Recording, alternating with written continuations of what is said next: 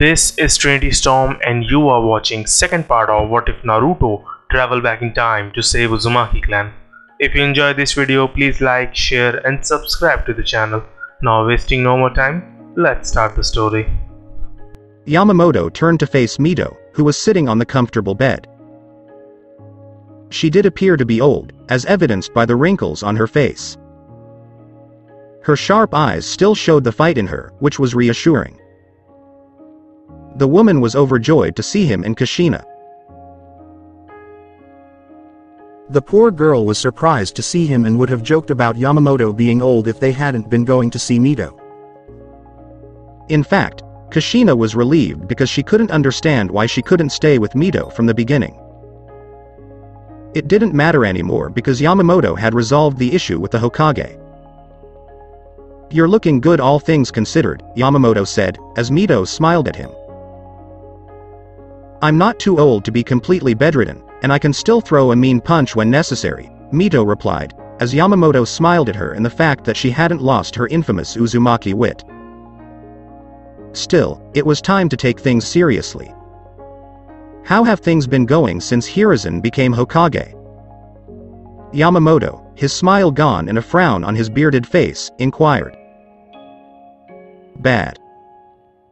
Konoha is displaying a very negative side of itself.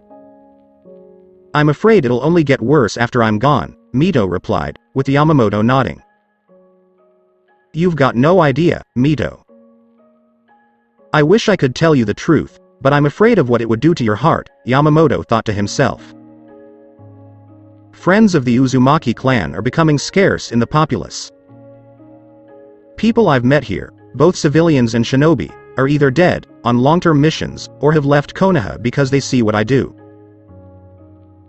It hurts to see this place becoming less friendly to my clan," Mito added, as Yamamoto growled angrily and gripped his staff tightly. "Your clan is still in Uzu. You don't have to stay here for your twilight," Yamamoto said, smiling at Mito. "Thank you, but Yamamoto-sama, no thanks. My place is right here. In the house my husband built, with Tsunade, Kushina, and you."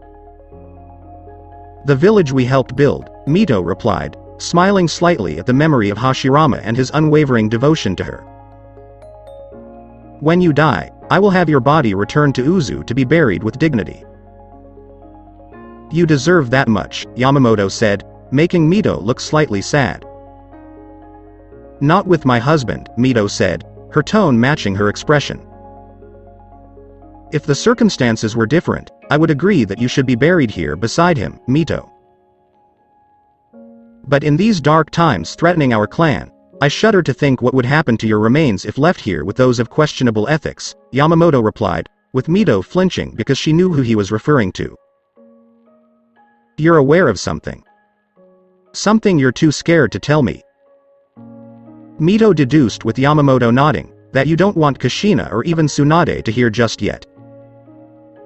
"Do you want to hear it?" Yamamoto asked, and Mito nodded slowly. "I need to know," Mito replied, as Yamamoto sighed.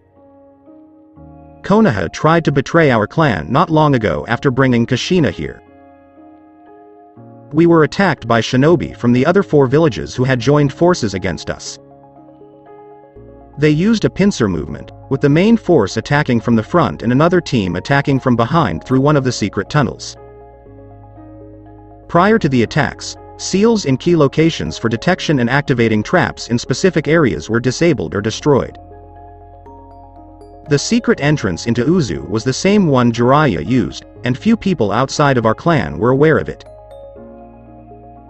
In fact, the only people in Konoha who are aware of it are you, me, Kushina, Jiraiya, Orochimaru, Hiruzen, his teammates, Danzo, and the Anbu escort Jiraiya came with during his brief stay," Yamamoto explained, with Mito looking worried and fearful of her clan losing members as a result of such an attack.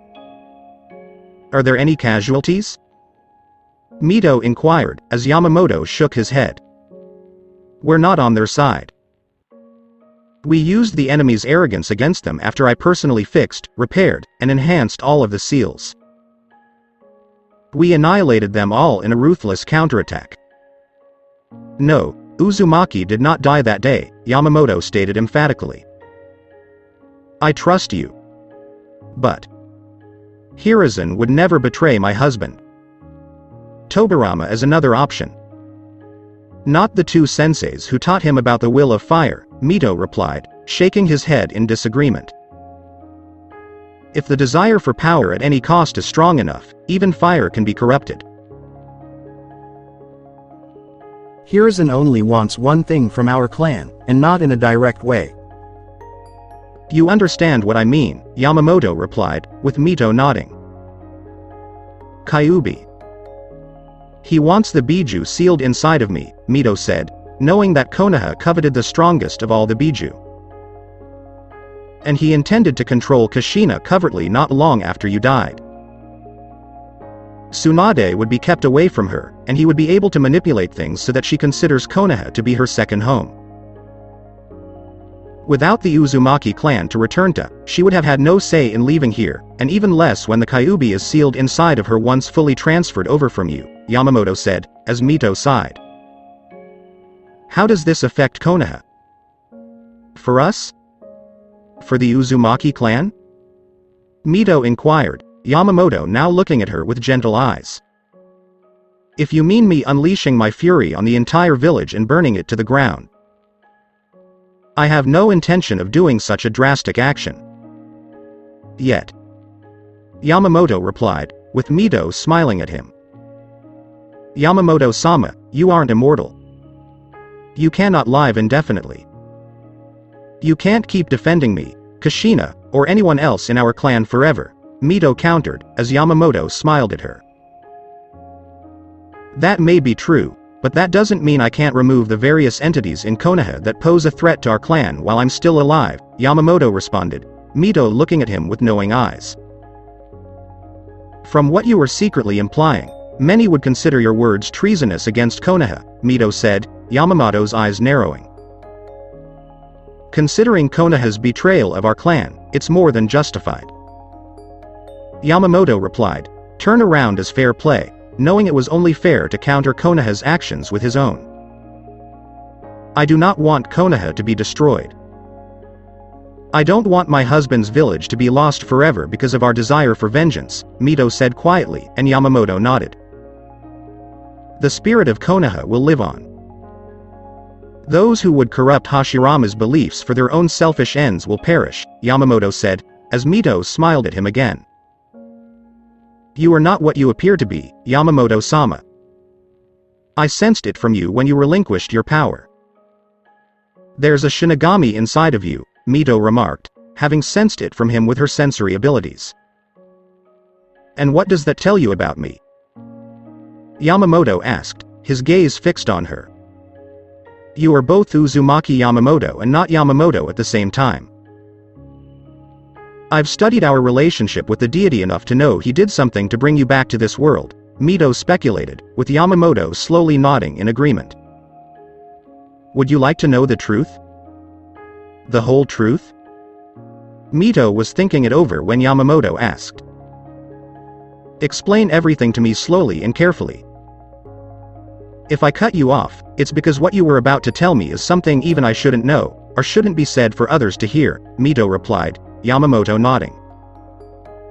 And gradually, he told her about a young man named Uzumaki Naruto. Told her about his horrible life in Konoha and how, on the night he was born, his father was forced to turn him into the Kyuubi Jinchuriki who caused him such a horrible life. How the boy struggled for everything he had, knowing nothing of his heritage, being taught only the basics, and being sabotaged at every turn by crappy academy instructors. Mito, of course, listened intently, missing certain points in the story because they hadn't happened yet and were outside of Konoha anyway. There was no point in knowing such things before they happened when there was nothing they could do about it. Yamamoto went on to explain how the boy was the only Uzumaki in Konoha and yet there was no information about them in the history books at the time. How the clan's history was eventually removed due to the clan being considered wiped out and thus a pointless thing to learn by Konoha's higher-ups. Yamamoto cut through most of his other life to get to the point about how Uzumaki Naruto eventually became strong, defeated his enemies, and had to deal with one final betrayal by Konoha in denying his right to be the Hokage due to a law enacted sometime during the Sandaime Hokage's first term as village leader. And that law provided an opening for the traitorous Uchiha, who had used his power to take away everything else Naruto loved in life. How the boy used his power to prevent the Biju from being turned into weapons of war and to crush the corrupted Konoha that the Uchiha had turned it into when he took the hat. Mito didn't like that part, but considering what this Uchiha had done, and rallying the other 4 villages against them, even she knew Konoha at the time was doomed. And the Shinigami approached me to fix things so that the same events did not happen twice this time. Specifically, our clan was destroyed, as well as several other historical events that must be rectified. Uzu was just the main one, and it went on from there, Yamamoto concluded, with Mito closing her eyes and trying to process everything.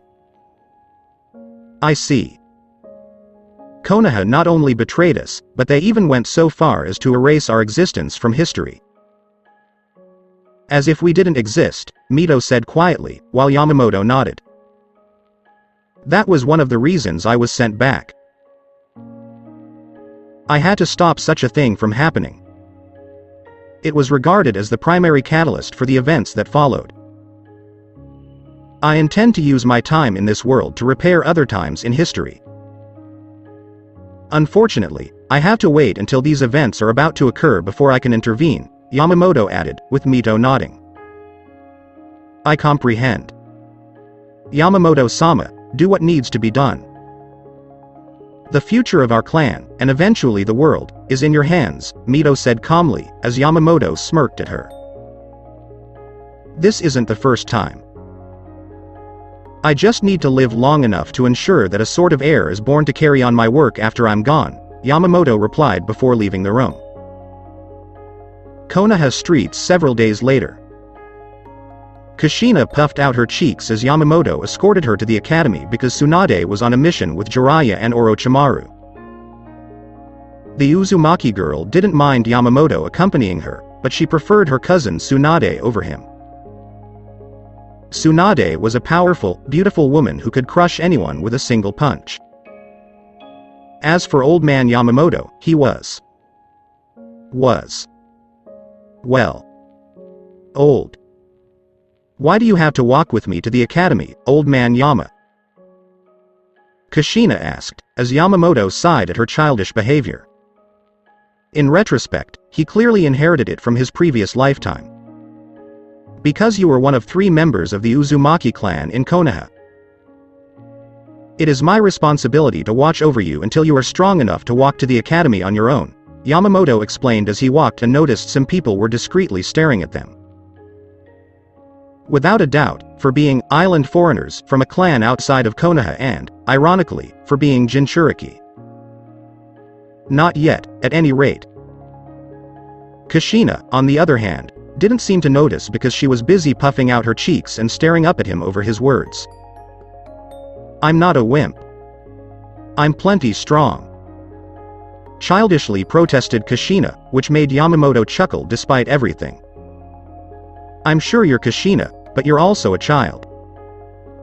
You must continue to learn until the time comes when you will become an adult, Yamamoto explained, with Kushina growling and huffing in response. Fine. I just hope my class is full of strong individuals.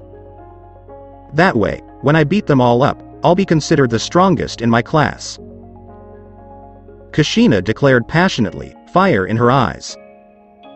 I'm sure you'll do it, Kushina. Just be careful not to isolate yourself in class. Making friends and comrades is essential while studying at the academy, Yamamoto said, with Kushina nodding. I recognize old man Yama.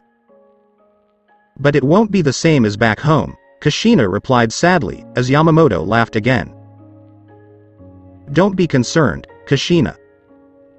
We can go to Uzu when we have more time. I've already discussed it with Mito and Tsunade. They also agree it would be beneficial to return to Uzu so you can continue to learn from our clan and keep the bonds there alive, Yamamoto replied before stopping in front of the academy gates and seeing children entering. It's strange being here. It's completely different from Uzu. I'm not sure I'll ever get used to it, Kushina said worriedly as Yamamoto kneeled and placed a hand on her shoulder. I understand what you mean, Kushina. Believe me when I say I get it. You've swapped one house for another. You are unsure and concerned about this sudden change. It's entirely natural. Just remember your heritage and where you came from. Do not forget your clan or the fact that we adore you. Mito, Garp, myself, and even Tsunade because she has our blood in her veins. We are one big family. The Uzumaki Clan is your family for life. You are our source of pride and joy. This is your chance to show everyone why, Yamamoto said, as Kushina sobbed and hugged him for his kind and caring words. Words she desperately needed to hear. See you after school, old man Yama, Kushina said softly before kissing his cheek and fleeing with a renewed zeal in her eyes. You did a wonderful thing for her, Yamamoto-sama, a voice behind the old Uzumaki remarked. Hiruzen, what are you doing here? Shouldn't you be doing your paperwork rather than spying on Kushina? Yamamoto was questioned coldly. My name is Konoha's Hokage. I can go wherever I want in my village, Hiruzen countered calmly, despite his displeasure. Yamamoto spoke to Kushina because his plan called for him to do so in order to keep the girl loyal to Konoha. Almost anywhere you want. Clan homes have their own sovereignty, Yamamoto said, with Hiruzen frowning because he was correct. Only up to a certain point. If the clan's actions are deemed a threat to the village's overall life, I can intervene when necessary and make decisions that benefit everyone as a whole, Hiruzen replied, while Yamamoto frowned. If that were true, the Hyuga clan would not be a divided home, Yamamoto countered, sensing Hiruzen's flinch. That's a separate issue, Hiruzen replied, as Yamamoto scoffed. How is it a distinct issue? If a clan member went rogue, they could easily overpower the branch family or teach others how to disable the clan's branch family by using the cage bird seal on their foreheads. Don't even try to deny it. You know what I'm talking about is true, Yamamoto said, and Hiruzen frowned because he did know and didn't like others telling him what to do. The Hyuga clan is dedicated to Konoha.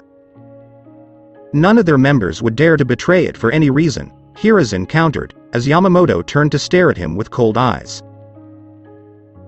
As long as the Hokage doesn't try to remove the cage bird seal and propose a new one that everyone in the clan can wear with pride over shame, Yamamoto replied. Watch what you say, Yamamoto-sama. You will make more enemies in Konoha than you can handle, Hiruzen warned, while Yamamoto appeared unconcerned about the hidden threat.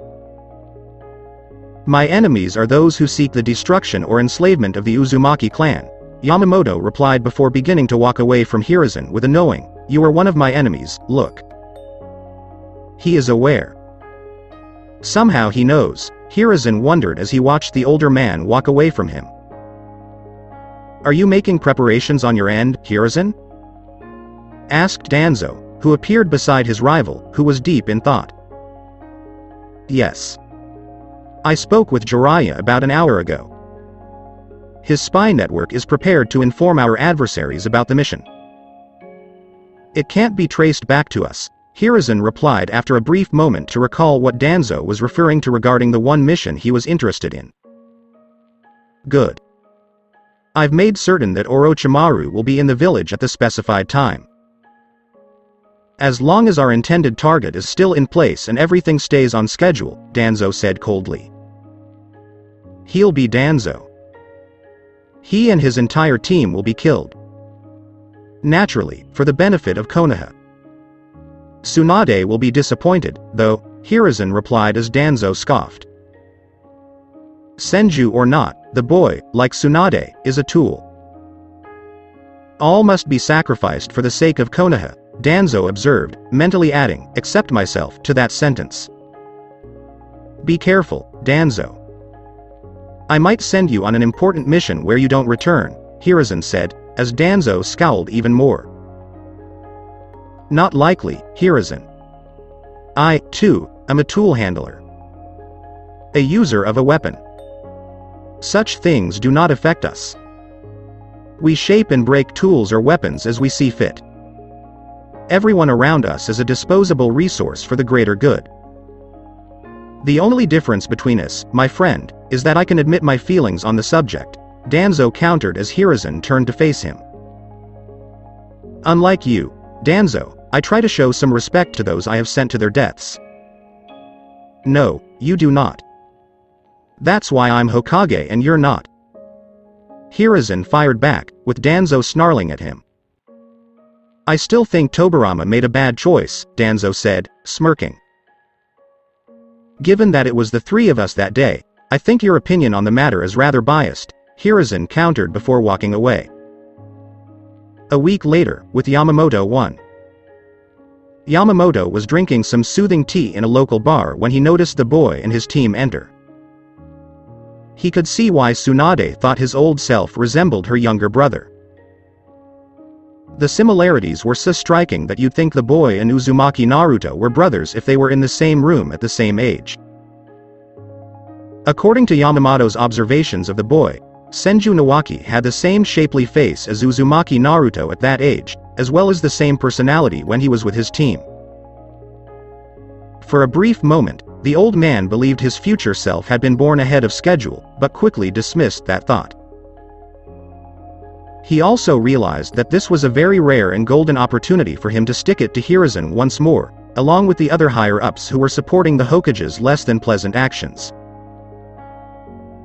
Since learning the truth about how his clan fell the first time, it was clear to the old-looking Uzumaki that the Sandaime had done other things that were morally unethical in the aftermath. The demise of the Uzumaki clan was just the first in a long series of dominoes that allowed Konoha and Konoha alone, or rather the higher-ups within it, to benefit from such actions while everyone else got the shaft. Hiruzen gradually changed his ways so that he, Danzo, Kaharu, and Homura benefited while others at the bottom suffered.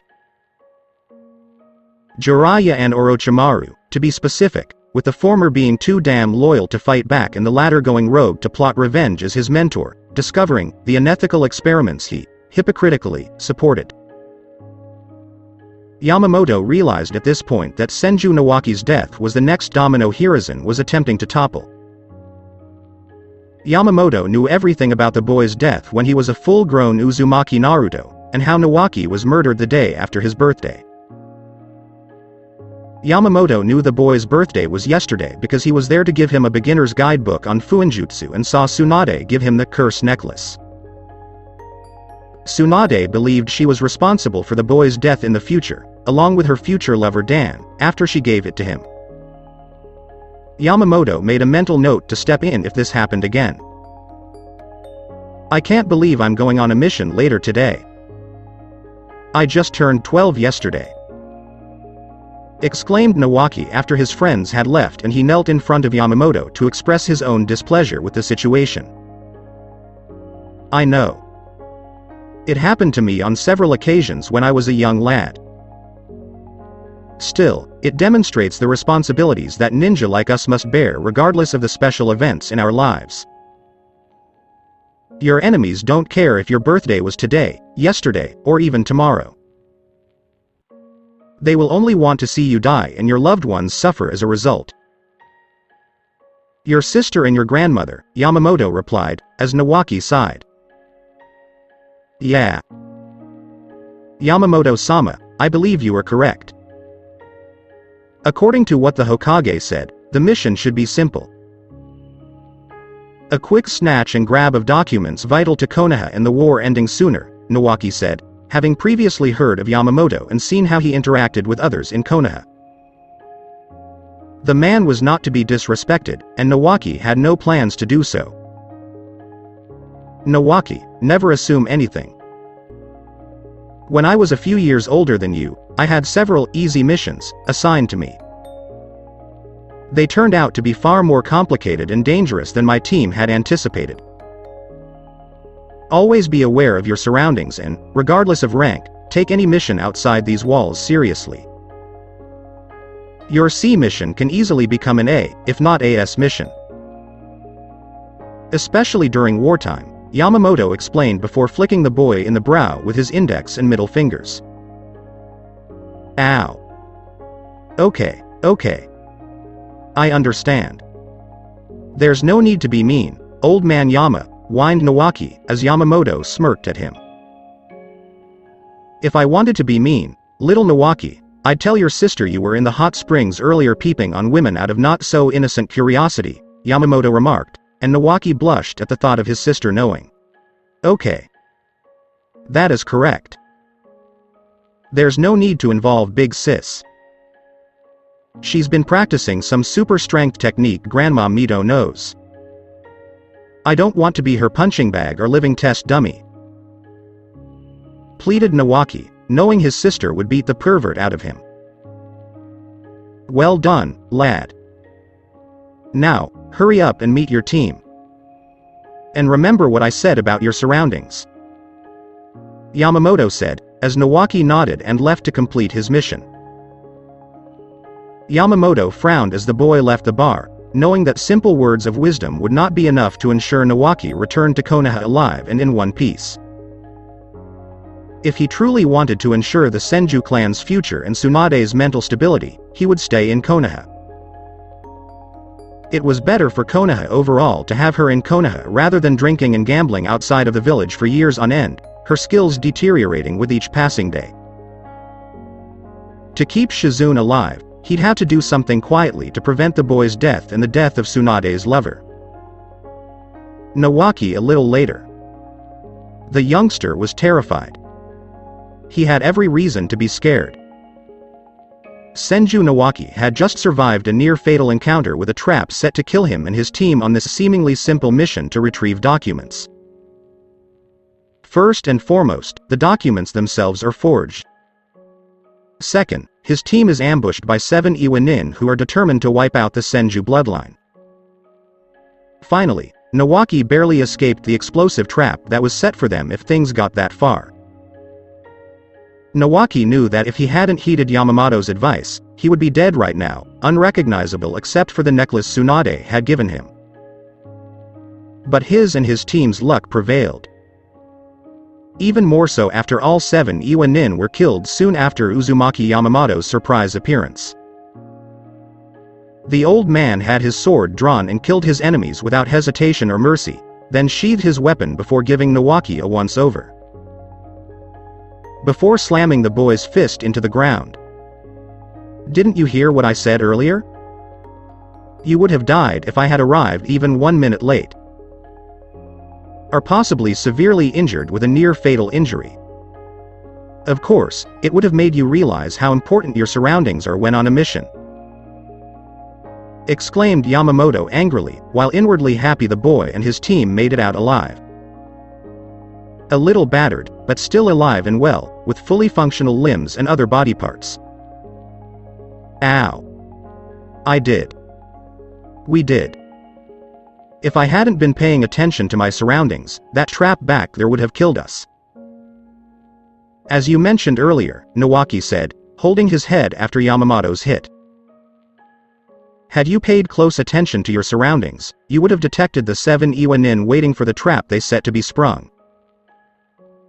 If so, you would have realized sooner that this was clearly a trap and would have retreated before calling in reinforcements to allow more experienced shinobi to intervene. Yamamoto countered with another fist to Nawaki's head. Ow. Stop doing that. I apologize. I truly am. While Yamamoto sighed at the boy's antics, Nawaki pleaded. Exactly as you should be, Nawaki. Few people can claim to have survived near-death experiences as a shinobi. Even fewer from someone your age during a time of war. Let's get you and your group back home. The Hokage must be informed, and patrols around Fire Country must be increased to ensure that this does not happen as frequently, Yamamoto replied, escorting the young team back to Konoha. And away from Konoha's route Anbu's secret pile of 15 bodies. Danzo assigned each of them to kill the 7 Iwanin before returning Nawaki's dead body to Konoha for genetic material extraction. Sometime later, Hokage Tower. While I am relieved that young Nawaki is safe, you had no business leaving Konoha and interfering in this mission," exclaimed Hiruzen, glaring at Yamamoto, who looked as if he didn't care and returned the Hokage with lazy eyes. "And you should improve your mission screening, Hiruzen. The mission was clearly designed to kill the boy and his team if at all possible. In this time of war, the Senju clan bloodline cannot afford to be further diluted," Yamamoto responded in a semi-lecturing tone. "And how do you figure that?" Hiruzen asked, his frown deepening into a scowl. "The 7 Iwa Nin who set it up made the decision to strike Nawaki first. The explosive trap was set up to kill the member of Nawaki's team who took command. Specifically, he. During the ambush, no one else was attacked by those Iwa Nin more than Nawaki. Disabling attacks and jutsus were used against the others, but nothing truly lethal. My distant cousin, on the other hand, was not so fortunate. If I hadn't intervened when I did, you would have lost a Senju clan member, leaving Tsunade as the only one truly capable of restoring the Senju clan to its former glory," Yamamoto said, his eyes narrowing at Hiruzen. "However, don't do it again, Yamamoto-sama. Tsunade and Mito may be grateful for such an act, but I am not. I will not allow people in my village to do such things without first going through the proper channels. Specifically, me," exclaimed Hiruzen as Yamamoto rose from his seat and looked down at the Hokage. "Now that you are Hokage, this could be your village. But make no mistake, Hiruzen, I will do whatever it takes to save my clan and my cousin clan from annihilation. If something like this happens again, I will burn this village down and relocate the survivors worthy of being spared my wrath back to Uzu. Do not put me to the test on this," Yamamoto replied before leaving the man's office. The Sandaime Hokage slammed his fist on his desk the moment he did. Bless him. He completely ruined everything. Orochimaru lacks the genetic material required to begin his experiments transferring strong bloodlines to others who lack them. I suppose I could have one of the hospital doctors or even Tsunade get some of it from him if we're that desperate. They'll need an excuse for such an extraction, though, and Orochimaru isn't one to be denied for long. Especially when something stands in the way of his goals of furthering scientific progress, Hiruzen thought, hoping that his former student would get the results they were all hoping for and thus pass on the Senju's infamous and rare Mokuton bloodline. If the results are promising, Hiruzen will be notified. It was no secret that humans can be envious and jealous of other humans who wield enormous power. Even if that power was a result of genetic design rather than hard work. Others were envious of such people. Hiruzen was no exception, as he was envious of Hashirama's and, to a lesser extent, Tobirama's mastery of their elements.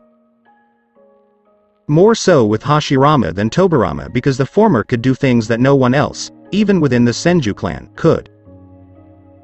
The Mokuton the ability to summon trees and wood-based jutsus, as well as easily subdue the Biju. Hiruzen was practically yelling at Kami to take and call his own. The ability to command other forms of power. To be as powerful as God. Hiruzen desired it. He was desperate for it. As a result, Orochimaru was assigned to oversee the secret project. His prodigal student would be the one to figure it out and get results.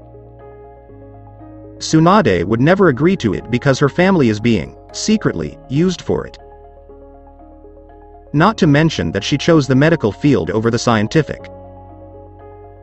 And, while the two intertwined on some level, Hiruzen knew that Tsunade would not agree to such a plan.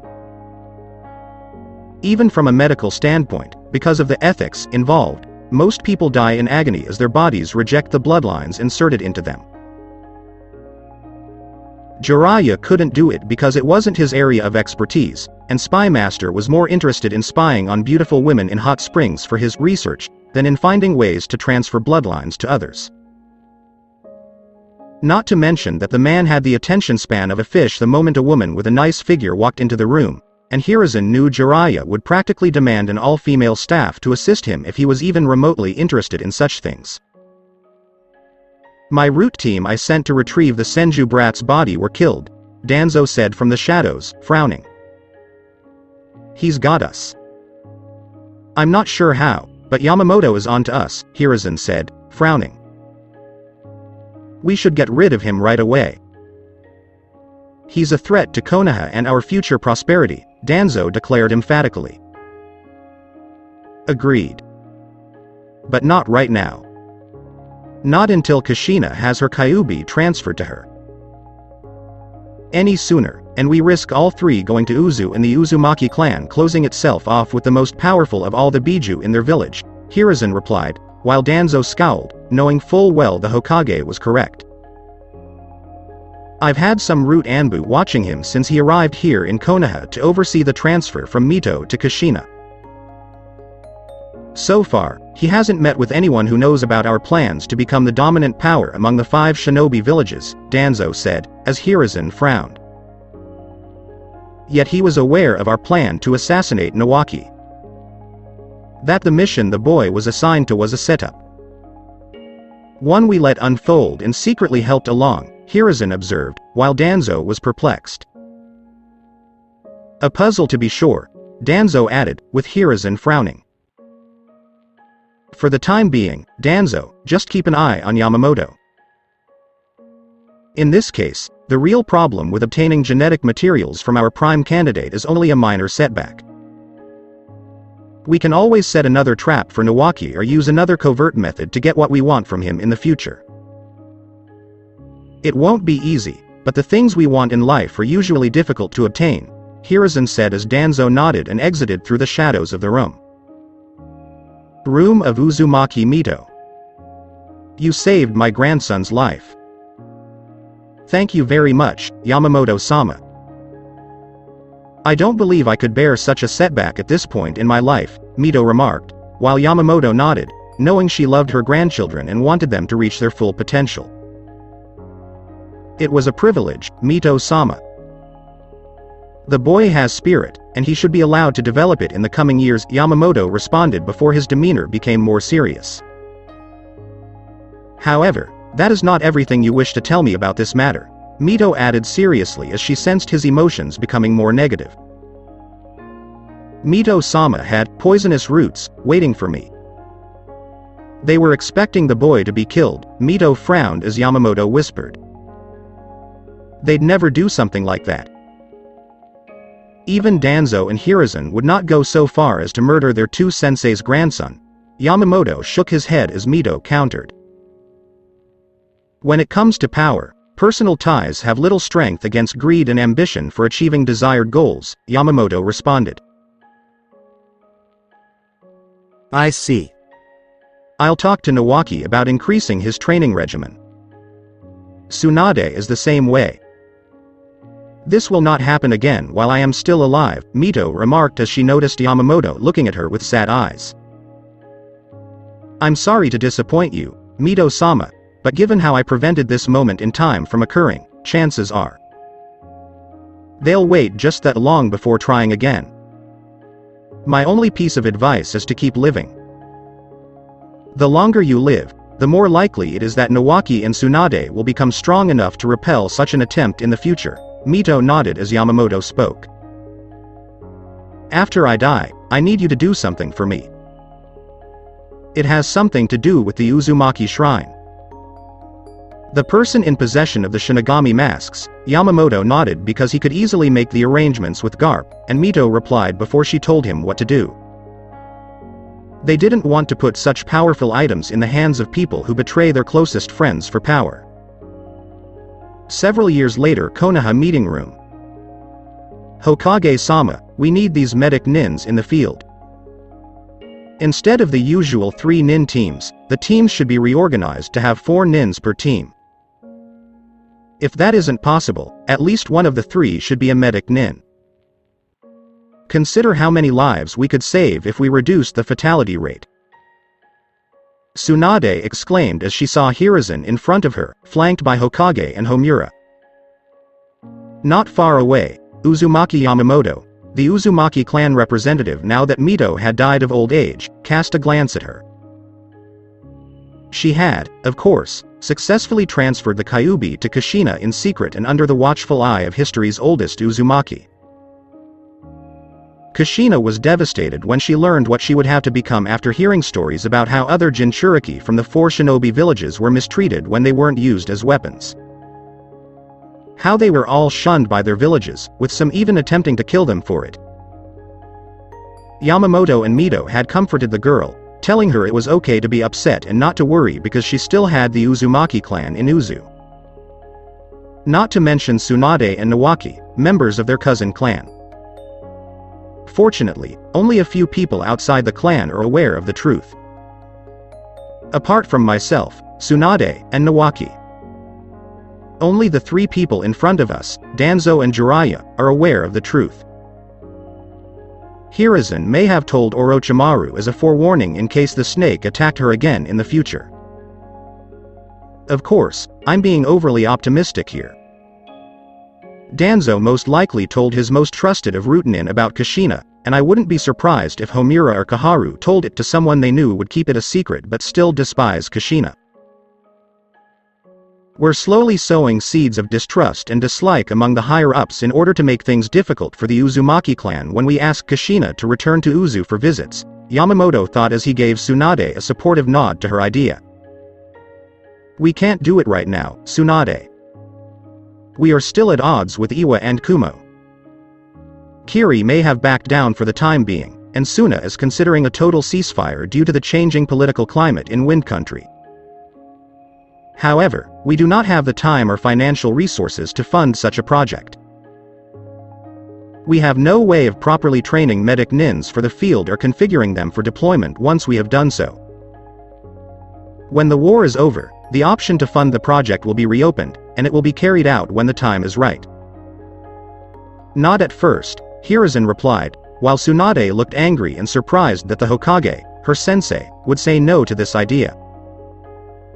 Hokage-sama, I support her motion. With such medic nins on the ground, we can easily keep fatality rates to a minimum. In terms of funding, I'm confident that if we asked the people and clans who live here for donations, they would do so, Kato Dan, who was sitting next to Tsunade, added before smiling. Yamamoto brought the two together 2 months ago. They had clicked when they discovered each other's interest in medicine and desire to use their knowledge to benefit the village. To reduce fatality rates while increasing shinobi vitality rates during battle or on high-ranking missions. Dan had lost his sister, and Tsunade had almost lost Nawaki, so their conversations about past deaths or near-death experiences were surprisingly effective icebreakers. In fact, the two were seriously considering seeing each other romantically. And it was slowly but surely irritating Jiraiya. No, according to the Hokage. Aside from funding, this war isn't giving us enough time to train medic nins for the field, and doing so now would risk losing such skilled shinobi at the hands of the enemy, Homura stated sternly and authoritatively. Moreover, the medic nins are supposed to be kept behind enemy lines and away from the battlefield. If they were apprehended or captured, the enemy village could eventually try to extract vital information from them through torture and interrogation. They will be the weakest link in the team, and thus the plan to include them in shinobi teams is flawed. Tsunade gritted her teeth in frustration as the meeting came to an end and everyone left. Bastards. They see this in terms of face value rather than long-term value. If medic nins are properly trained, they will not be the weakest link. They simply do not want to put in the time and effort required to make this program a reality. Tsunade was enraged, while the man beside her, Kato Dan, smiled at the woman. Tsunade, I agree with you. It is unjust that the Hokage and his advisors rejected your proposal to add a medic nin to shinobi teams. If Kumo and Iwa found out about the Hokage's folly, I'm sure they'd throw a small party, said Dan, jokingly at the end. I'll petition my idea again and again until Sensei finally sees things my way, Tsunade said quietly as Yamamoto approached them. Tsunade, your former sensei is a stubborn man. Do not be surprised if he continues to say no even after the war is over. Such an idea, according to him and the others, necessitates a significant investment of time and money. Konoha does not want to waste any of this on what they consider to be wasteful ideas, Yamamoto remarked, Tsunade grumbling. I bet Sensei would have taken my idea into consideration if Orochimaru was in that room and I was the one who proposed it to him, Tsunade remarked angrily, knowing Orochimaru pushed through a lot of top-secret, and also expensive, projects with Hiruzen listening to all of them with interest. Regardless, I am confident that your medic nin program will be useful in places other than Konoha, Yamamoto replied with a knowing smile. Do you mean in Uzu? Yes, it would. But hold on. Wouldn't your offer to let the Uzumaki clan use it be considered treason? Tsunade inquired, unsure. No. For one thing, the Hokage declined the proposal. As such, the offer is open to anyone who wishes to see it realized. If Konoha does not use your program to save lives and reduce fatality rates, the Uzumaki clan will. Aside from that, the Uzumaki clan is your cousin clan. If the Hokage expresses his displeasure, you can always tell him it was a gift between two related clans. Remember, the man had the opportunity to get in on the ground floor of this medic nin program and turned it down. Tsunade thought it over before looking at Dan, replied Yamamoto. What do you think, Dan? Tsunade asked, watching Dan think it over. It's entirely up to you, Tsunade. I believe your idea should be realized in some way. Whether through Konoha or Uzu. It is ultimately up to you. Nonetheless, I will support the decision, Dan responded with the man seeing Tsunade smile at her. Can you pitch the program to Garp-sama in Uzu on my behalf, Yamamoto-sama? I can ensure that a copy of my idea and how it would work is included with the message, Yamamoto nodded as Tsunade offered. Without a doubt. The man is smart enough to recognize potential new things when they are right in front of him, and this medic nin idea of yours will not go unnoticed. Yamamoto knows Garp will embrace this program and get to work on incorporating it into their ninja clan policy. I had the same thought. Grandmother Mito always praised him. When it came time to discuss where Mito would be laid to rest, I was surprised Hiruzen was fighting Garp-sama over the right to bury her in Uzu. Tsunade responded as the three walked alongside each other down the streets of Konoha. It is a clan tradition that those who die in our clan, regardless of how they died, be buried with other clan members back in Uzu. Mito may have married Hashirama, but her blood is and will always be Uzumaki. Hiruzen had no right to refuse Mito's body, Yamamoto remarked while being present during that meeting with Hiruzen and Garp, making sure the Hokage didn't know the exact route the angry Uzumaki clan head would take when heading to Konoha. It was also a good thing, because there seemed to be a lot of hostile activity in the area during the week Garp was supposed to arrive in Konoha. Coincidence? It wasn't to the Uzumaki clan. Garp had requested a meeting with Hiruzen in a letter about him visiting the Hokage and arranging for Mito's body to be buried in Uzu. Regardless of what the Hokage wanted, the Uzumaki clan head gave Hiruzen a timetable for arriving in Konoha and claiming Mito's body. And, lo and behold, 2 Anbu teams from Iwa were reported on several major routes connecting Konoha and Uzu, while Kumo had 3 Anbu teams covering the others. When on his mission to assist in the escorting, one of the Kumo Anbu teams encountered Garp, his Anbu, and Yamamoto himself. When they arrived in Konoha, it was clear that Hiruzen was surprised that they had made it. Clearly, he and his shinobi advisors did not expect any of the Uzumaki clan members to arrive in one piece, if at all. In fact, you didn't need the Uzumaki clan's emotional sensor to know the Hokage and his advisors were upset that the assassination attempt had failed. It was severely straining the relationship between the two villages. I know. Part of me wishes she could have been buried here, but I respect clan traditions, and I know my grandfather would have wanted this one to be honored. From what I recall, he adored grandmother before he died.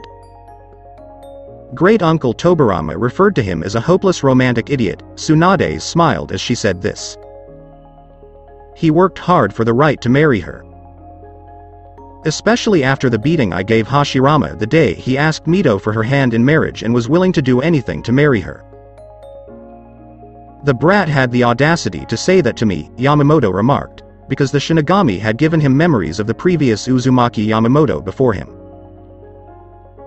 All of this was done to ensure his own cover was not blown if he was asked something only the real Yamamoto would know. Yes, I am aware. Grandfather did once mention the fight to me. According to great-uncle Tobirama, who witnessed it, you beat him almost to death and threatened to kill him if he didn't submit. Only when he refused did you give grandfather your blessing. Why?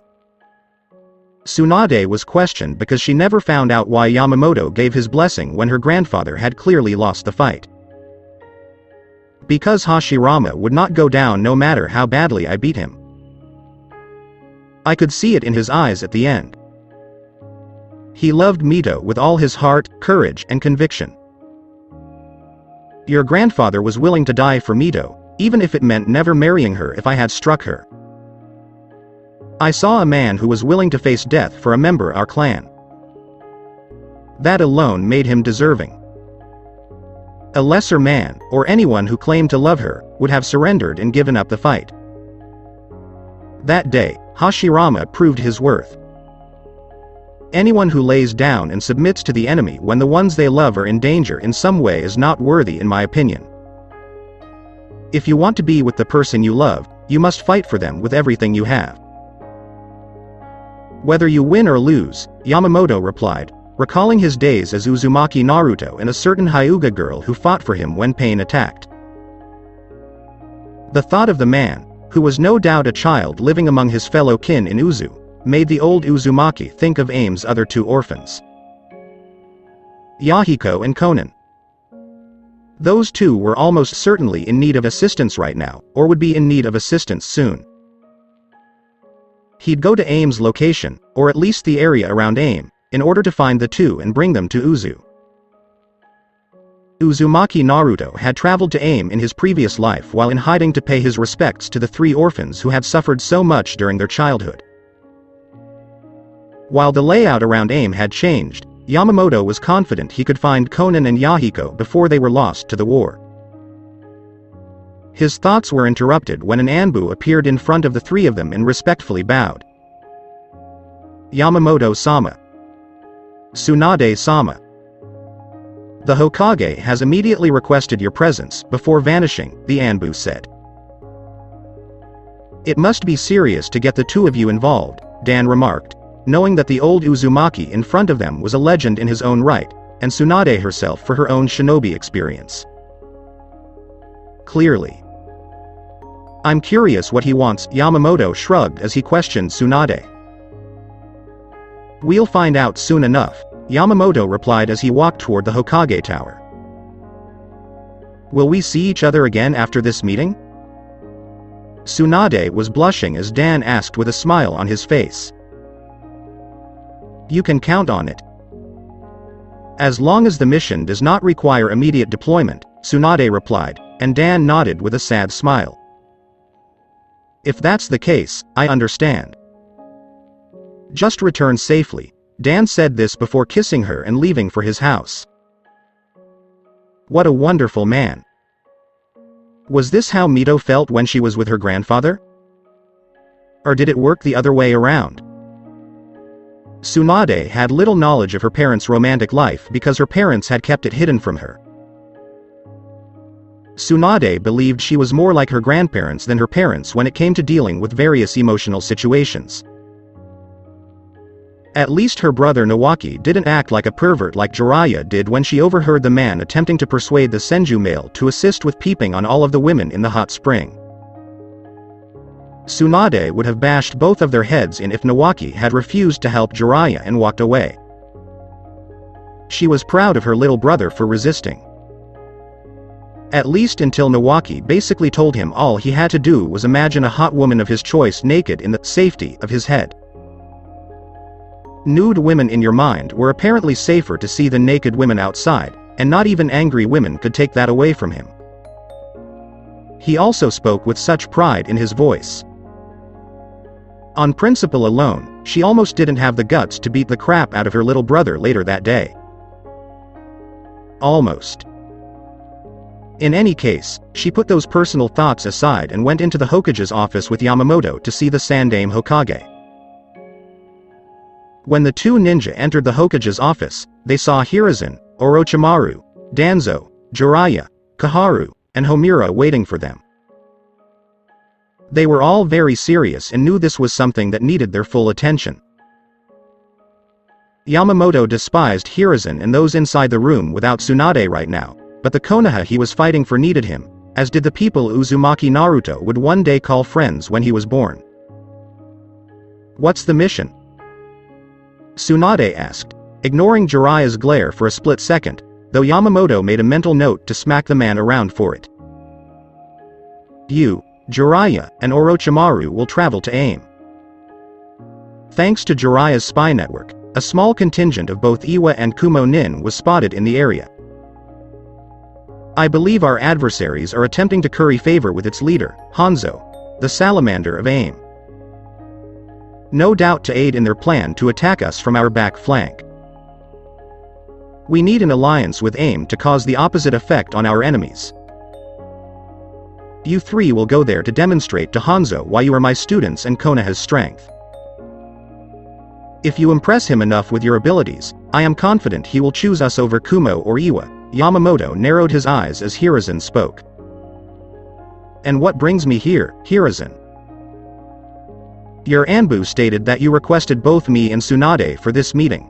Yamamoto observed the Hokage nod to Danzo, who handed the old Uzumaki a mission scroll. The man also ignored Homura and Kaharu's desire to chastise Uzumaki for his disrespect for their teammate. "You're going to AIM, too, Yamamoto-sama, but for a far more dangerous mission.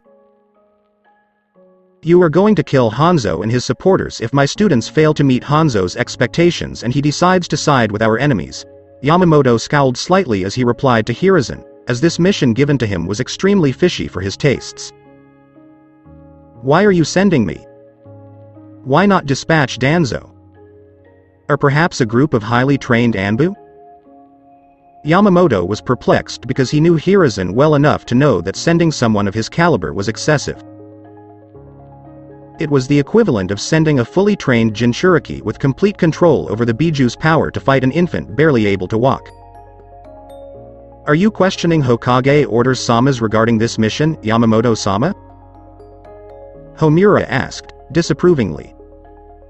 "Such an act could be considered treason," Kaharu said, glaring at Yamamoto with disdain in her eyes. "I'm not sure why you sent me. Not the mission per se. It's excessive. Not only that, but what will happen if I fail my mission while they fail theirs? AIM will regard the Konoha and Uzumaki clans as its adversaries. AIM is closer to Uzu than any of the other shinobi villages, which complicates matters for my clan. I have no desire to make my family a more visible target during this war," countered Yamamoto while glaring at Hiruzen's teammates. "Yamamoto-sama, are you not up to the task? No one would think less of you because of your age." Yamamoto's eyes narrowed as he challenged Hiruzen. "Do not bring up age in relation to your weak monkey ass.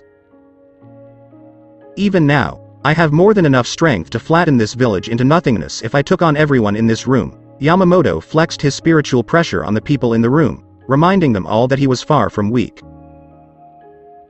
"I stand corrected," Hiruzen said reluctantly, because he was sadly outclassed by Yamamoto's power and despised it. He despised anything and anyone who was stronger than himself. "Hiruzen, I'll accept the mission. But I doubt you'll need me to help you fight Hanzo." Especially if all three of your students are as capable as you appear to be, Yamamoto remarked as he walked out of the room, Tsunade right beside him. That old man is a pain my ass, Jiraiya remarked bitterly, having been watching the old man for some time and being enraged with Yamamoto for getting Tsunade interested in that sissy-looking Kato Dan. Enough with Jiraiya. We don't need you to be distracted from the mission at all times for personal reasons involving your fictitious romance with Tsunade. Jiraiya bristled in anger as Orochimaru spoke casually. Hey. Nobody loves Tsunade more than I do. Not you, Sarutobi-sensei, and most emphatically not that sissy boy Dan. Yamamoto Teme got those two interested in each other because of their stupid medical concerns. My specialty is spying, fuinjutsu, and I conduct my research in hot springs. Tsunade is only interested in one, and not in the way I can make her swoon like she is with Kato Dan. How am I going to compete with that? Jiraiya objected as he noticed Orochimaru roll his eyes. Enough with Jiraiya. I will assist you with Dan at a later time. I need you to concentrate on the task at hand with Hanzo in aim right now, commanded Hiruzen, while Jiraiya only grumbled but agreed. The area surrounding aim. In fear, aim's two orphans looked up at Yamamoto. They could tell this man was powerful. He kept it hidden well, but they'd seen enough in their brief lives to know that this old Uzumaki was nothing to laugh at or sneeze at. He had the ability to crush them like bugs. Nonetheless, he gave them both a gentle smile. Who are you? Inquired the boy, who was on the lookout for a stranger in this rainy land. A friend, Yamamoto replied calmly. Many people have said that to us, the girl said cautiously. And? Yamamoto inquired, perplexed. They were all liars, the boy replied. I am not them, Yamamoto replied, as the boy and girl scrutinized him. What brings you here? The boy inquired. I am here for you too, Yamamoto replied, his words making the boy and girl nervous. To hurt us? The girl asked as the boy assumed a crude fighting stance. No. To assist you, Yamamoto responded, with the two children looking at him in disbelief. Why would you assist us? We're just orphans. Nobody wants us, said the young lady. I want to help you because you are orphans, Yamamoto countered, both children looking at him puzzled. That doesn't make any sense, the girl said, while Yamamoto huffed angrily. You are orphans as a result of a war between several shinobi villages. The war has finally reached aim, and you have suffered greatly as a result. I'm here to make sure you don't have to suffer any longer, Yamamoto replied, both children unsure whether he was lying or telling the truth. And how do you intend to do that? The boy inquired. By accompanying you both back to the Uzumaki clan in Uzu. In order to join our clan, Yamamoto responded, the boy and girl looking unsure. To Uzu? Inquired the young lady. Yes. This is a genuine offer, I assure you both. If you say no, I will respect your decision and leave you two to your own devices here in aim, Yamamoto responded, both children looking at each other. What are you doing for us? Why not the other orphans who are currently roaming around AIM? What distinguishes us? Asked the boy, believing there was more to this moment than they had been led to believe. You both have incredible potential to do something meaningful with your lives. For better or worse. I hope you both realize your full potential for the benefit of the entire world, Yamamoto said, his two children looking at him warily but hopeful. I heard that if a clan member swears on their family honor, they must keep it no matter what. Is that correct? Inquired the youngster. Yes. And the Uzumaki clan, of which I am a member, takes such honor seriously, Yamamoto said as the girl and boy looked at each other again. Do you swear on the honor of the Uzumaki clan that your intentions in removing us from AIM are pure? That this isn't some cruel trap set for some sick, twisted, and perverse pleasure in seeing us abused in some way? Yamamoto nodded as he questioned the boy. I swear it on my honor as a member of the Uzumaki clan and on the souls of my clan's ancestors dating back to the time of the Sage of Six Paths himself, Yamamoto said unequivocally as he saw the two children lower their guard. My name is Yahiko, said the newly identified boy. My name is Konan, said the newly identified girl. And my name is Uzumaki Yamamoto. Actually, my full name is quite long, so I decided to shorten it to Yamamoto at the end, Yamamoto responded casually. How far away is Uzu? Yahiko inquired, stroking Yamamoto's long beard. It is a water-surrounded country. Actually, it is an island country. It's a little far from AIM, but not too far. If we move quickly enough, it will be well over 2 weeks, Yamamoto responded, both children looking disappointed that they had to travel 2 weeks with little to nothing to Uzu. Hopefully, the long wait will be worthwhile. Konoha office Hokage's several weeks later. This is unforgivable, sensei. He abandoned the 3 of us to fight Hanzo. And for what purpose? All for 2 pitiful orphans on whom he had mercy. Jiraiya exclaimed as Orochimaru and Tsunade sat in the room listening to him complain. I, too, must admit that Yamamoto's decision to abandon us during the mission is extremely disheartening. This will not go unpunished, Orochimaru added to Jiraiya's defense despite the fact that his pride was deflated following his defeat at the hands of Hanzo.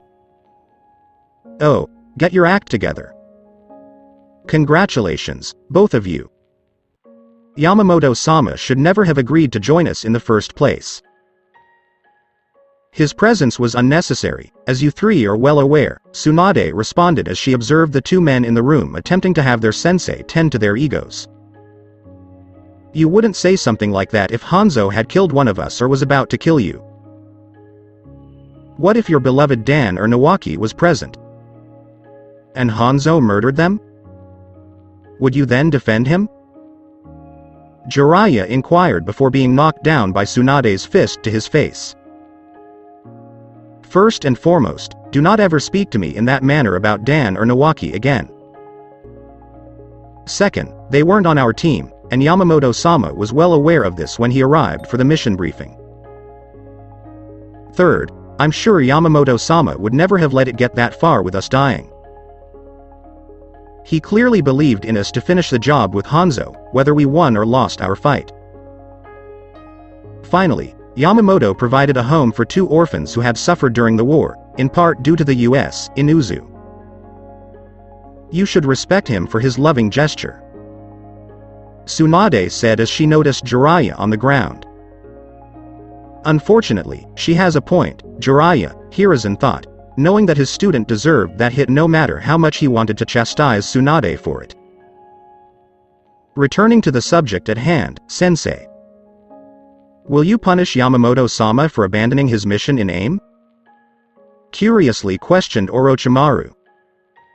Hiruzen paused for a moment to consider his next move in the matter. On the one hand, he could try to exact some sort of retaliation against Yamamoto for what happened in AIM. Hiruzen, on the other hand, would have to reveal why Yamamoto was there, and the mission the Uzumaki was sent on wasn't exactly sanctioned. When Yamamoto first decided to question why he was in there, the Sandaime Hokage had made it seem like mission. In reality, the mission was designed to smear the Uzumaki clan's honor and turn Uzu into an enemy of AIM in the future. I need some time to consider my options.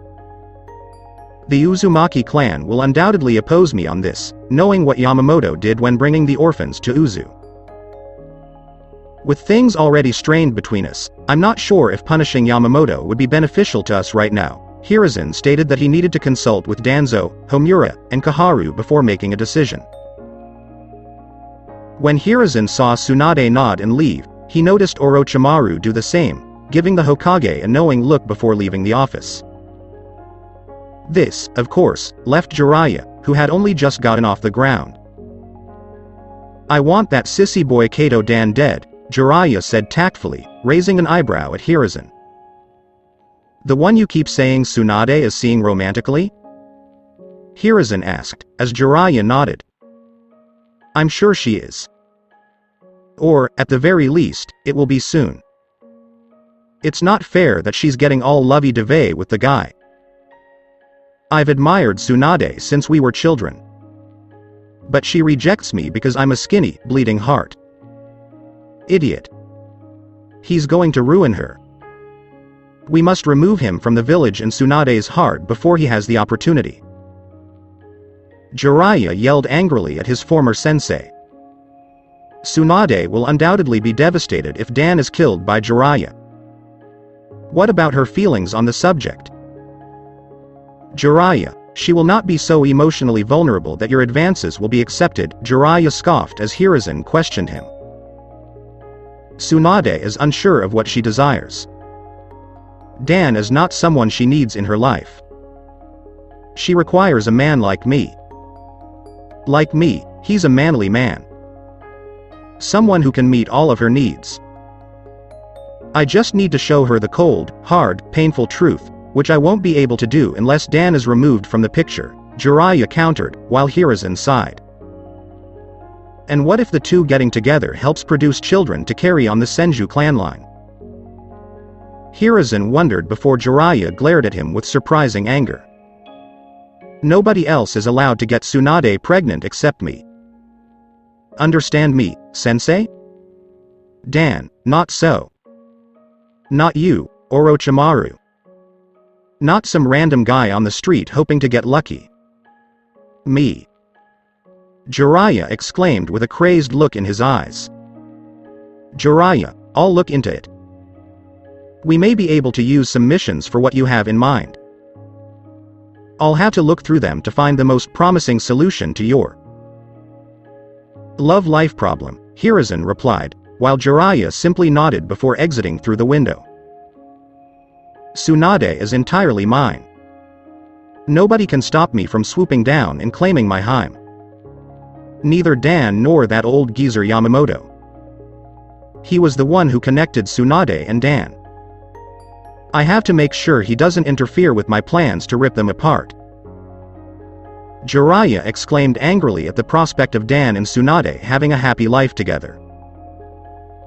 Jiraiya would make certain that his Heim only loved him, even if it meant killing everyone Tsunade cared about.